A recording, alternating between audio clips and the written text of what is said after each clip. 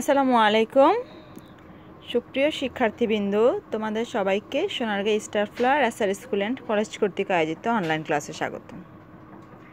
আমি শারমিন আক্তার, প্রভাষক, উৎপাদন ব্যবস্থাপনা ও বিপণন।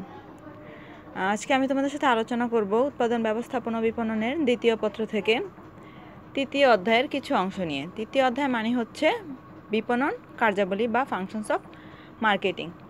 তাহলে আমি বিগত ক্লাসে আলোচনা করেছিলাম হচ্ছে বিক্রয়ের ধারণা নিয়ে, আর হচ্ছে বিক্রয়ের কী গুরুত্ব রয়েছে, বিপণনের মধ্যে বিক্রয়ের কী গুরুত্ব রয়েছে। তাহলে আজকে তারই ধারাবাহিকতায় আমি আলোচনা করব বিক্রয় সংক্রান্ত কার্যাবলী নিয়ে। তার মানে বিক্রয়ের সাথে কী কাজগুলো রিলেটেড আছে। তাহলে দেখেন, ক্রয়ের ন্যায় বিক্রয় বিপণনকারীর একটি গুরুত্বপূর্ণ কাজ। আমরা কি আগের ক্লাসগুলোতে ক্রয় সম্পর্কে পড়েছিলাম না? ক্রয় বিপণনকারীদের জন্য খুব গুরুত্বপূর্ণ কাজ ছিল। তাহলে সেমভাবে বিক্রয় বিপণনকারীদের জন্য একটি গুরুত্বপূর্ণ কাজ। বিক্রয়ের উদ্দেশ্য হচ্ছে যে কোনো পণ্য উৎপাদন বা সংগ্রহ করা হয়। বিক্রয়ের জন্যই তো সব কিছু করা হয় না। আচ্ছা, বিক্রয় যদি না করা হতো তাহলে আমার কোম্পানি বা আমার প্রতিষ্ঠানের পণ্যটা উৎপাদন করার কোনো দরকার ছিল? আলটিমেটলি কিন্তু কোনো দরকারই ছিল না। এবং এর মাধ্যমে প্রতিষ্ঠান তার কাঙ্ক্ষিত লক্ষ্যে পৌঁছাতে পারে। তাহলে প্রতিষ্ঠানের যেই লক্ষ্যটা থাকে, মুনাফা অর্জন করা বা তার ব্যবসাকে সম্প্রসারিত করা, সম্পদের বৃদ্ধি করা, এই যে তার লক্ষ্যগুলো আছে, এই লক্ষ্যগুলোতে বিক্রয় না করলে পৌঁছানো সম্ভব হবে? কখনোই হবে না। তাই বিপণনকারীর মূল লক্ষ্য হচ্ছে বিক্রয় বৃদ্ধি করা এবং প্রবৃদ্ধি ধরে রাখা। প্রবৃদ্ধি ধরে রাখা মানে আমি বিক্রয়টা বৃদ্ধি করব এবং উত্তরোত্তর যাতে এরকম বৃদ্ধিটা হতেই থাকে, সেটা আমাকে করতে হবে? আমাকে ধরে রাখতে হবে। তাহলে পণ্য বিক্রয়ের সাথে বেশ কিছু কাজ জড়িত। নিম্নে এগুলো আলোচনা করা হলো। দেখেন, প্রথমে আছে পণ্য পরিকল্পনা গ্রহণ। তার মানে টেকিং প্রোডাক্ট প্ল্যান। তার মানে আমি কোন ধরনের পণ্য বিক্রয় করব তা করতে হবে? নির্ধারণের পর পণ্য পরিকল্পনা গ্রহণ করতে হবে। তাহলে পণ্য পরিকল্পনার মাধ্যমে আমি কাঙ্ক্ষিত পণ্যটি উৎপাদনের জন্য উৎপাদন বিভাগকে অথবা সংগ্রহ করার জন্য ক্রয় বিভাগকে পরামর্শ দিব। আমি যদি তাদেরকে ফার্স্টে না জানাই যে আমি কী ধরনের পণ্যটা বিক্রি করতে চাচ্ছি, যদি আমি পরিকল্পনা না করি, তাহলে তারা কীভাবে পণ্যটা তৈরি করবে? তাহলে নিশ্চয়ই আমার তাদেরকে বলতে হবে যে এই ধরনের পণ্য আমি বিক্রি করতে চাচ্ছি, তোমরা এরকম পণ্যটা উৎপাদন করো। তারপরে দেখেন, সেকেন্ড আছে ভোক্তাদের সাথে যোগাযোগ। মানে পণ্য বিক্রয়ের ক্ষেত্রে ভোক্তাদের সাথে যোগাযোগ একটা অন্যতম গুরুত্বপূর্ণ বিষয় হিসেবে বিবেচিত হয়। বিক্রয় কার্য সম্পাদনে বিপণনকারীকে ভোক্তাদের সাথে সর্বদা যোগাযোগ রক্ষা করতে হয়। এবার কেন যোগাযোগ রক্ষা করতে হয়? দেখেন, ভোক্তাদের সাথে যদি আমি যোগাযোগ না করি, তাহলে ভোক্তারা আমার পণ্যটা যে আমি বিক্রি করলাম, ওটা ভোগ করার পর তাদের রিয়েকশনটা তাদের প্রতিক্রিয়াটা সে সম্পর্কে আমি জানতে পারবো? আর আমি যদি জানতে না পারি, পরবর্তীতে আমি যখন বিক্রয়ের উদ্দেশ্যে আবার পণ্য উৎপাদন করব, সেটা আমার ভোক্তাদের চাহিদা মতো নাও হতে পারে। তারপর হচ্ছে চাহিদা সৃষ্টি। বিক্রয়ের অন্যতম শর্ত হলো ক্রেতাদের মাঝে পণ্যটির চাহিদা সৃষ্টি করা। তাহলে বিক্রয় এটা কিন্তু একটা উদ্দেশ্য বা গুরুত্বের মধ্যে আমরা এই জিনিসটা পড়েছি।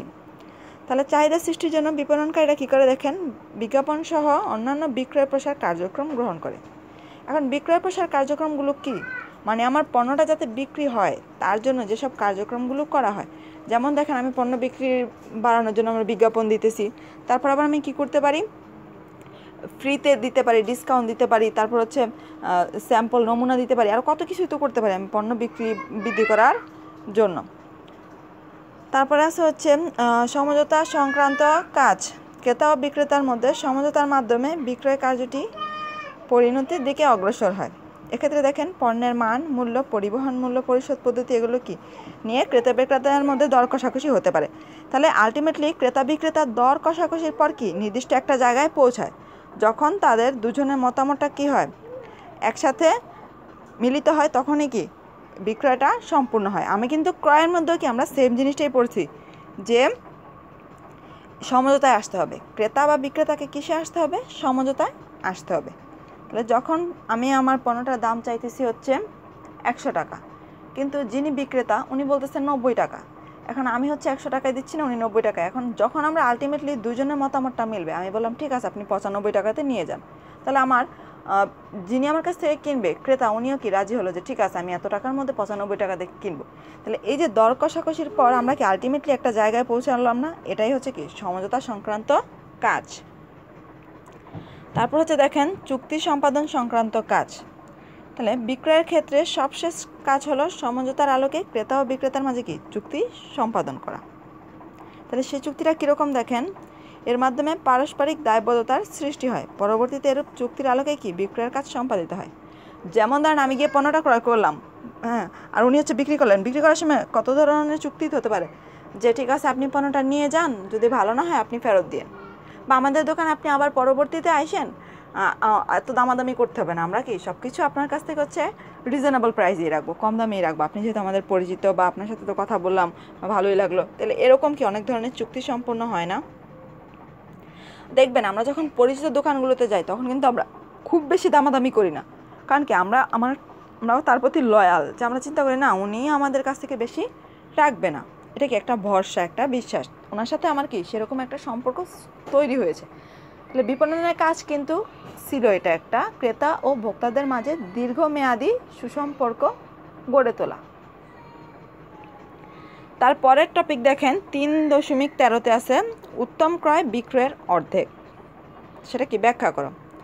তার মানে কত আছে হচ্ছে সহজে কিভাবে দেখেন উত্তম ক্রয় বিক্রয়ের অর্ধেক। সহজ বিক্রয়, সঠিক মূল্যে মানসম্মত পণ্য যদি আমরা ক্রয় করতে পারি তাহলে কি সহজেই তা বিক্রি করতে পারবো। তার মানে বোঝা যাচ্ছে কি উত্তম ক্রয়টা বিক্রয়ের অর্ধেক, এখানে কি এটা প্রমাণিত হচ্ছে। সেকেন্ড আছে মূল্যের স্থিতিশীলতা রক্ষা। তাহলে পণ্য মূল্যের স্থিতিশীলতা বজায় রাখার ক্ষেত্রে কি ক্রয়ের ভূমিকা ব্যাপক। সঠিক পণ্য সঠিক মূল্যে যদি ক্রয় করা সম্ভব হয় তাহলে কি আমরা তা সঠিক মূল্যে বিক্রি করতে পারবো, ফলে কি মূল্যের স্থিতিশীলতা রক্ষা করা সম্ভব হবে। তারপর আছে দেখেন 3 প্রতিযোগিতা মোকাবেলা করা। তাহলে কম মূল্যে মানসম্মত পণ্য ক্রয় করা সম্ভব হলে স্বাভাবিকভাবেই কি আমরা তা কম মূল্যে বিক্রি করতে পারবো। এতে করে কি আমরা সহজেই প্রতিযোগিতা মোকাবেলা করতে পারবো। তাহলে উত্তম ক্রয় বিক্রয়ের অর্ধেক। তাহলে আমি যদি সঠিকভাবে ক্রয়টা করতে পারি তাহলে কি আমি বিক্রি করতে আমার জিনিসটা কি সহজ হচ্ছে না। আমি আমার প্রতিযোগী কোম্পানিগুলোর থেকে কি কম দামে পণ্যগুলো বিক্রি করতে পারতেছি, তার জন্য কি আমি প্রতিযোগিতায় টিকে থাকতে পারতেছি। আমার ক্রেতা বা ভোক্তারা আমার প্রতিযোগী কোম্পানির কাছে না গিয়ে আমার কাছে আসতেছে। কেন আসতেছে? আমার কাছে তারা কি কম মূল্যে জিনিসটা পাচ্ছে তার জন্যে। তারপর আছে হচ্ছে বাজার সম্প্রসারণ। সঠিক মূল্যে পণ্য ক্রয় করা হলে তা আমরা বিক্রি করতে পারি, আর যদি বিক্রি করতে পারি সহজে তাহলে কি আমার এতে বাজারটা সম্প্রসারিত হবে। উৎপাদন খরচ হ্রাস। পণ্যের উৎপাদনের জন্য বিভিন্ন উপকরণ ও কাঁচামাল ক্রয়ের প্রয়োজন হয়।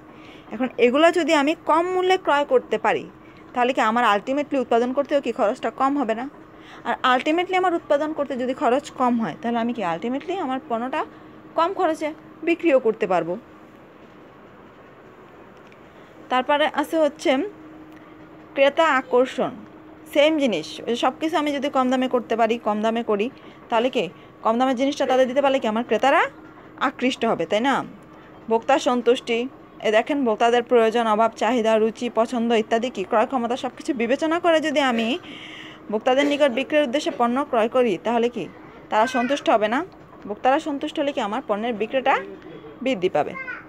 তারপর আছে হচ্ছে পণ্যের উচ্চ মূল্য প্রাপ্তি। অনেক ভোক্তা কী করে দেখেন যারা উচ্চ মূল্যের পণ্য ক্রয়কে নিজের ভাবমূর্তি গড়ে তোলা বা সামাজিক মর্যাদা তুলে ধরার প্রতীক বলে মনে করে, এজন্য তারা কি অধিক মূল্যে মানসম্মত পণ্য ক্রয় করে থাকে। তার জন্য কি হয় অধিক মূল্যে পণ্য বিক্রয়ে সহায়তা করে। তারপর আছে হচ্ছে আপনার 9 নম্বরে অধিক মুনাফা অর্জন। সঠিক মূল্যে পণ্য ক্রয় ও বিক্রয় করা হলে পণ্যের বাজার কি সম্প্রসারিত হয়। পণ্যের বাজার সম্প্রসারিত হলে বিক্রয় বাড়ে, আর বিক্রয় বাড়লে কি হয় মুনাফার পরিমাণও বৃদ্ধি করা সম্ভব হয়। সবশেষে লাস্ট আছে দেখেন দ্রুত বিনিয়োগ ফেরত প্রাপ্তি। তার মানে আমি আমার ব্যবসায় যে টাকাটা বিনিয়োগ করতেছি, ধরেন আমি 10 লাখ টাকা বিনিয়োগ করলাম, এখন আমি কম মূল্যে পণ্য ক্রয় করতেছি এবং কম দামে ক্রয় করার ফলে আমার ক্রেতারা সন্তুষ্ট হচ্ছে, বেশি বেশি ক্রেতা আসছে, আমি কি খুব দ্রুত সব কিছু বিক্রি করে দিতে পারতেছি, আমার মুনাফা অর্জন হচ্ছে সব কিছু। তাহলে কি দ্রুততার সাথে কি আমি আমার 10 লাখ টাকা যা বিনিয়োগ করছি তা কি ফেরত পাবো না। তারপরে যা আসবে আমার কি লাভগুলো আসতে থাকবে। তাহলে আজকে এই পর্যন্তই। বাড়ির কাজ হচ্ছে এখান থেকে আপনারা 15টা ছোট প্রশ্ন লিখবেন, ঠিক আছে। 15টা ছোট প্রশ্ন লিখে আমার পার্সোনাল হোয়াটসঅ্যাপ নাম্বারে পাঠিয়ে দিবেন। সবাই ভালো থাকেন, সুস্থ থাকেন। আজকে এই পর্যন্তই। আল্লাহ হাফেজ। আসসালামু আলাইকুম।